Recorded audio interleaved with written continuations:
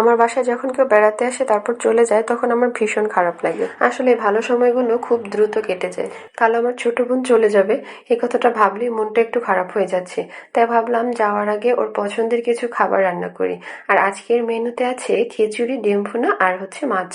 ও চেয়েছিল যে একটু খিচুড়ি খাবে, তাই ভাবলাম ওর পছন্দের খাবারই রান্না করি। খুব বেশি আয়োজন না হলেও নিজের মানুষের জন্য ভালোবাসা দিয়ে রান্না করা প্রতিটা খাবারের স্বাদই কিন্তু আলাদা থাকে। আর তাই আজ সকাল সকাল ঘুম থেকে উঠেই রান্নার কাজ শুরু করে দিয়েছি। চেয়েছিলাম আরো কয়েকটা দিন বোনটাকে নিজের কাছে রাখতে, কিন্তু কি করব, ওর প্র্যাকটিক্যাল পরীক্ষা কয়েকটা বাকি ছিল, তাই সেই জন্য ওকে চলে যেতে হবে।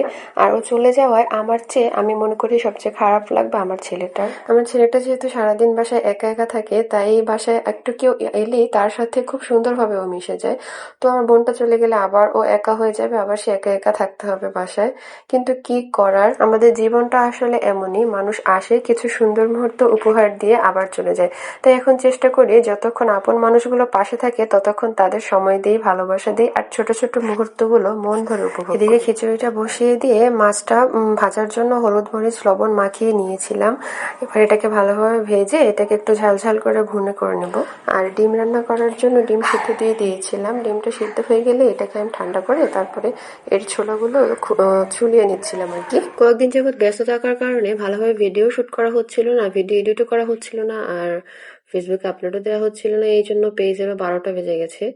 ড্যাশবোর্ডে সবকিছু একদম লাল বাতি জ্বলে গেছে আর কি। তো এই ছিল আজকের ছোট্ট আয়োজন। যদি ভিডিওটা আপনাদের ভালো লেগে থাকে তাহলে অবশ্যই একটা লাইক কমেন্ট করবেন। আর ভালো থাকবেন। আল্লাহ হাফেজ।